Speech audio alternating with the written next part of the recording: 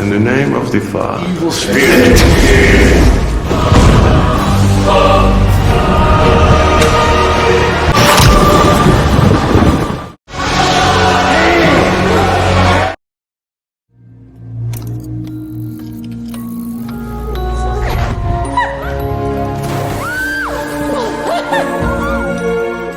In a grand kingdom of the 15th century, there lived a young prince named Vlad, a brave knight who had only one love in his life, Elisabeta.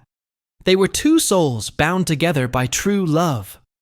But one fateful day, the sky turned grey.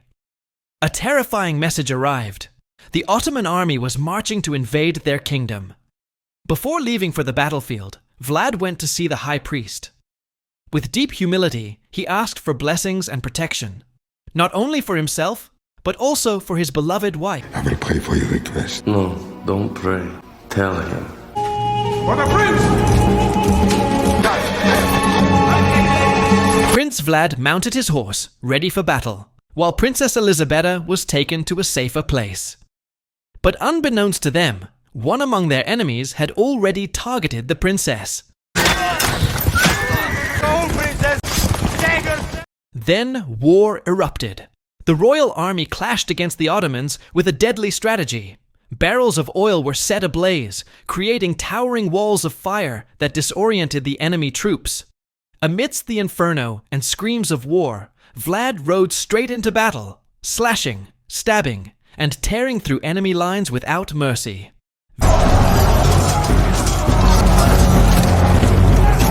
Victory was his.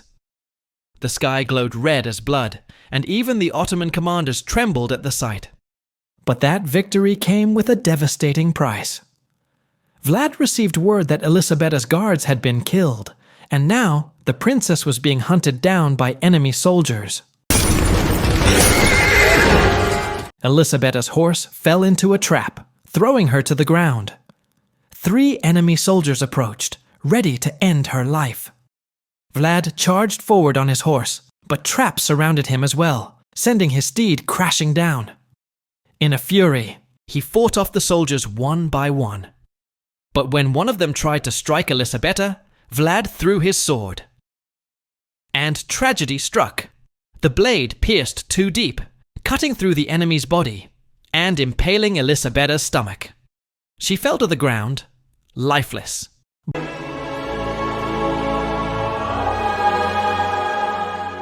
Vlad's world collapsed. With his heart shattered and eyes burning with rage, he stormed into the church. So God is deaf, or you did not pray hard enough! She is dead! Vlad begged the priest to pray for a miracle, to bring his wife back to life. But the priest refused, saying that no man could challenge the will of God. In a burst of fury, Vlad snapped the holy staff in half and drove it into the priest's abdomen, killing him. The sacred blood dripped onto the church floor. And at that very moment, a curse was cast upon him. The curse of immortality. The curse without end. 4 centuries passed. A priest was visited by a doctor who sought his help. They were going to see a woman suffering from an illness that defied all medical explanation, locked away in an asylum. The woman was chained.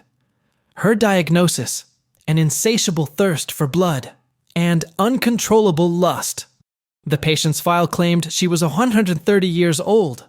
The doctor assumed it was an error, but the priest believed it. Her name was Maria, and she was a vampire. This is beyond science and understanding. That's why I am here. The priest questioned her carefully, but every answer came at a price. A drop of blood from the doctor's assistant. My master is a prince. Meanwhile, a young lawyer named Jonathan arrived at an old castle after receiving a call from his agency. His client needed legal assistance, and that client turned out to be Vlad himself. This is so good. Vlad greeted him politely, inviting him to dinner in a grand hall filled with candles and shadows. As Jonathan took out his documents, a small crucifix fell from his bag. After the meal, Vlad escorted him to his room. At midnight, a faint knocking echoed through his door. He followed the sound down a dark corridor, and at the end, an open coffin. Inside it, Vlad lying still. Jonathan was now his prisoner, and Vlad began to speak, revealing who he truly was. After losing Elisabetta, the world was consumed by the Black Plague that killed over 200 million souls, half of them women. Vlad believed that among them, his wife's pure soul would one day be reborn.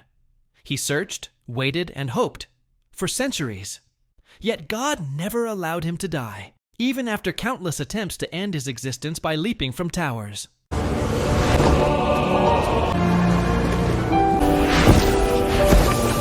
For a century, he perfected a secret perfume, a magical elixir that could enchant anyone.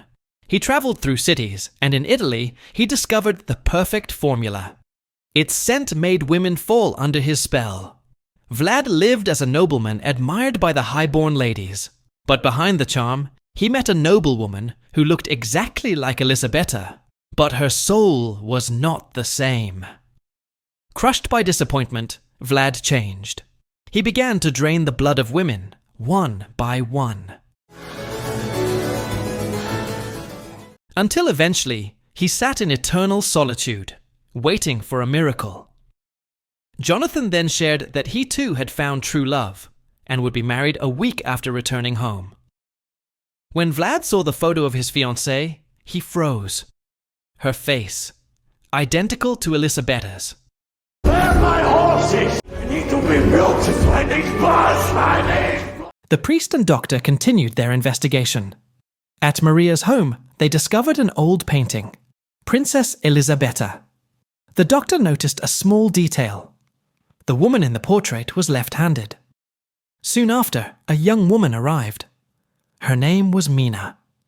She wanted to visit Maria, though they'd only met days ago. Somehow she felt an unexplainable closeness to her. Maria welcomed her with a mysterious smile and promised to protect her.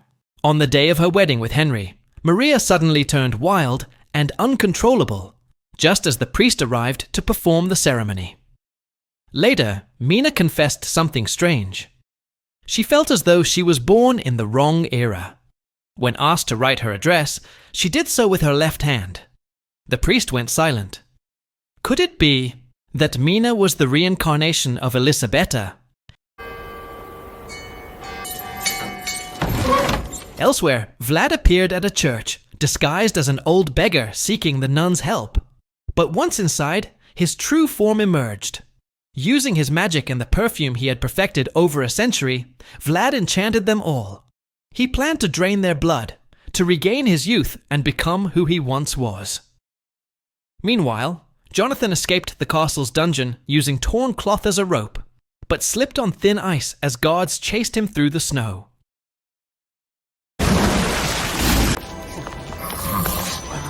Vlad finally freed Maria from the asylum. Maria then brought Mina to a grand centennial celebration in Paris. That night, Vlad appeared, young and magnetic. And there, he met Mina once again. That face, those eyes, everything reminded him of Elisabetta. They spent the evening together, laughing, talking, and slowly, Mina began to feel faint echoes of another life. Vlad handed her a music box.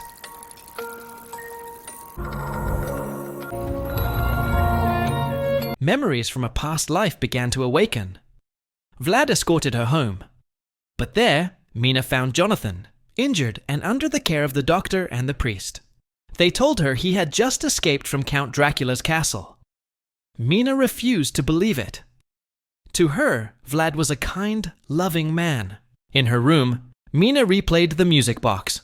One by one, fragments of memory returned. Then suddenly, Vlad appeared. He begged her to leave with him, but she refused, accusing him of bewitching her. Vlad looked deep into her eyes. He threw his beloved perfume into the fire. Now everything was clear. Mina was Elisabetta reborn. The priest and doctor realized that the same scent they found in the hospital matched Vlad's perfume. They hurried to the only place he could be, the castle. They intended to meet Henry, Maria's lover, but were shocked to find Maria there instead. She attacked the priest, strangling him, until a panicked Jonathan swung his sword and decapitated her. Outside, royal soldiers surrounded the castle. Cannons were loaded. The final battle against Dracula had begun. Vlad ordered Mina to stay in her chamber as the troops stormed in. Jonathan told them Vlad was inside a coffin, and they opened fire. But suddenly, Vlad appeared behind Jonathan, pressing a blade to his throat. With inhuman speed and strength, Vlad slaughtered the armed soldiers. Henry shot him, but the bullets did nothing. Instead, Henry became Vlad's prey. Now only the priest remained. With his last ounce of courage, he faced Vlad and spoke words of faith. Suddenly, a cannon struck the castle dome. Vlad panicked, terrified of losing Mina once again. The priest stepped closer, reminding Vlad of who he once was. Vlad hesitated, his rage fading into sorrow, surrendering at last to God. Then, the priest drove the sacred dagger into Dracula's heart. Vlad's scream echoed through the entire castle before his body turned to ash, carried away by the wind. Jonathan could only watch as his fiancée wept for another man. He bowed his head in silence. Perhaps his true love had died long ago.